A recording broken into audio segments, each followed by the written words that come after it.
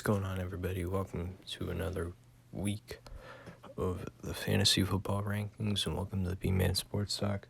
This is my second fantasy football video this season. I started late this season, I know.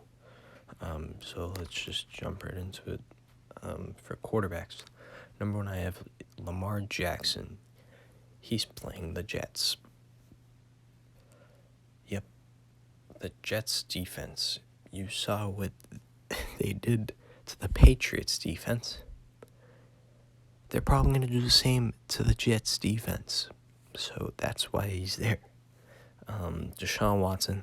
Deshaun Watson's usually always nasty versus Tennessee's rookie year. He put up about, 56 points offensively versus them.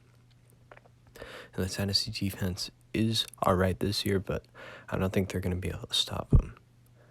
Now on to number three, Patrick Mahomes playing Denver this week. Denver's defense is weak, even though they smacked Houston last week. Deshaun Watson still put up around 32 fantasy points.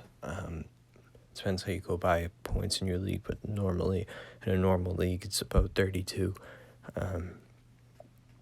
And this Denver defense versus Patrick Mahomes now, who is about the same skill as Deshaun Watson, if not better, this year will kill it. Number four, Jimmy Garoppolo versus Atlanta.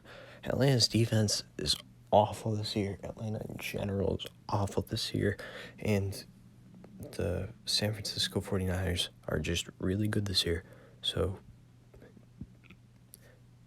if Jimmy Garoppolo can do what he did to the Saints defense last week to this Atlanta defense, they should be okay. Number five is Carson Wentz versus Washington. I know Washington is bad. I always put whoever's playing Washington.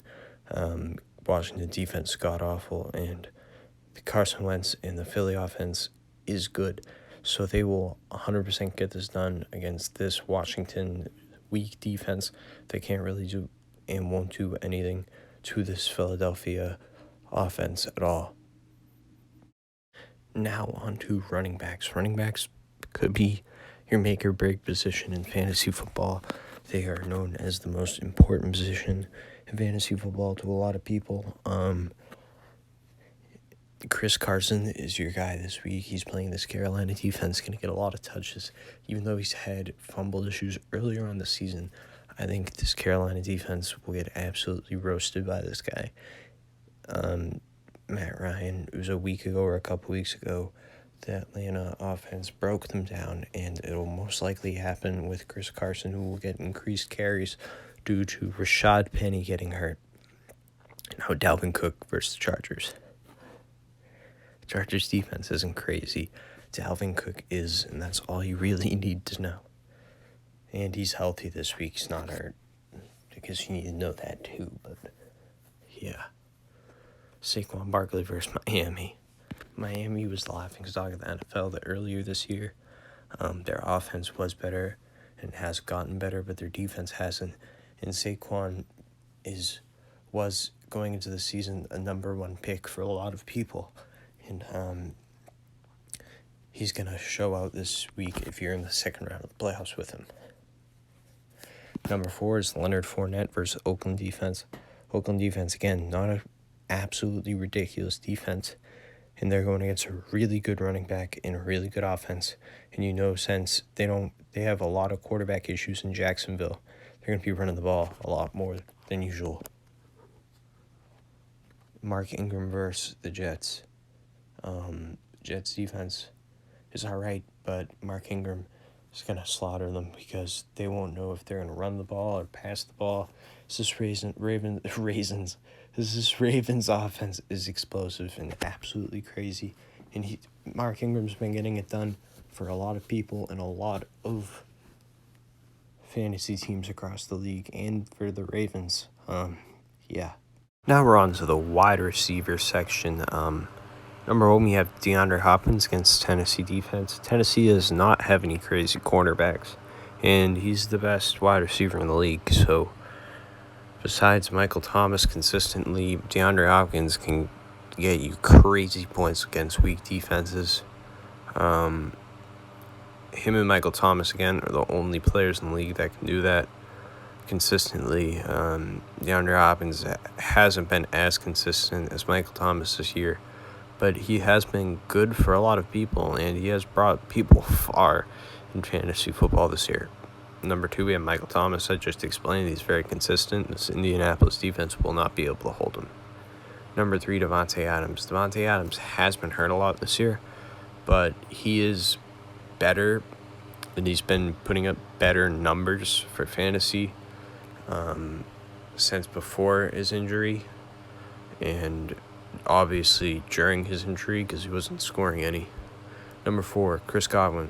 Chris Godwin has been filthy this year for fantasy, and now he's going against a defense that won't be able to hold him again. They have some good cornerbacks, but he is going to get an increased number of targets due to Mike Evans getting hurt. Number 5, Edelman versus Cincinnati. The Patriots stole Cincinnati's playbooks, and they know all their defensive and offensive plays, so they're going to find a route to break their defense, and you know who the number 1 wide receiver is. Now on the tight ends. Number 1, we have Kittle versus Atlanta. Atlanta is not the best defense, as I said earlier, and Kittle will be most likely the number 1 target for Jimmy Garoppolo since he's so big and so easy to throw to. Number 2, Zach Ertz. He's playing Washington defense. He's another great tight end in the league, and that just goes together well. Number 3, Mark Andrews versus the Jets. Last week, I told everybody, go get Mark Andrews. He's going to kill it this week. And they threw a touchdown to every other tight end besides Mark Andrews. Mark Andrews is going to have his redemption week, okay? You got to trust me on that. You got to pick him in FanDuel or pick him in whatever. Number 4, Tyler Higbee. Tyler Higbee has scored 18-plus in the past 2 fantasy games for the Rams. And he's going to do good again until Everett comes back and decreases his targets. But this week he's must play since he's cheap in FanDuel and probably on the waiver wire for you. Number 5, Jacob Hollister. Jacob Hollister is a risky pick, but you gotta guess what tight ends are gonna get touchdowns really in fantasy football for the tight end position. Jacob Hollister should get at least 1 this week. Now kickers, Justin Tucker. He'll get all the extra points, and if they don't get an extra point, they'll get far enough down the field to get a field goal. Will Lutz going against this defense. The Saints score all the time. The Saints are your best friend in fantasy football unless you're going against them. Butker against the Denver defense again. If they don't get down the field, their offense is good enough where they'll get past the 50-yard line. If they don't get a touchdown, it's a field goal. If they do get a touchdown, it's 1 point. Now, Greg Zuerlein, they haven't been getting in the end zone a lot, but they do get down the field in L.A., so he will get his field goals. Matt Gay, he does score a lot. This is why most of these kickers were in my lineup last week, because they score a lot. They score you a lot of fantasy points, and they score whoever has a lot of fantasy points, and they're your pick.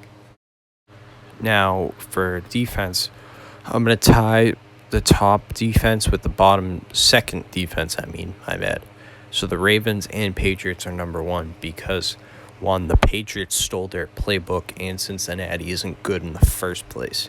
And second, the Ravens defense are really trending really good lately, and this Jets offense will not be able to do anything against them unless Le'Veon Bell goes off a week after he has the flu. Number 3, I guess, will be Philly versus Washington. Again, Washington cannot score, and Darius Geis is out, so yeah.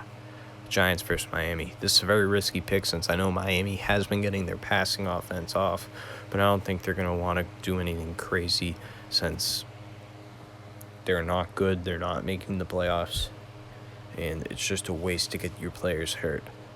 Number 5, San Fran versus Atlanta. Atlanta's offense has been falling off. Calvin Ridley's on IR, and San Francisco defense is great right now. Thank you for watching. Here's a Tim Thomas face to soothe you. Good luck to your fantasy team this week if you made it because you watch Bman Sports Talk. Leave a thumbs up and comment that you did good on FanDuel or your regular league. Good luck. If you lost to Austin Eckler, that's kind of tough. And bye.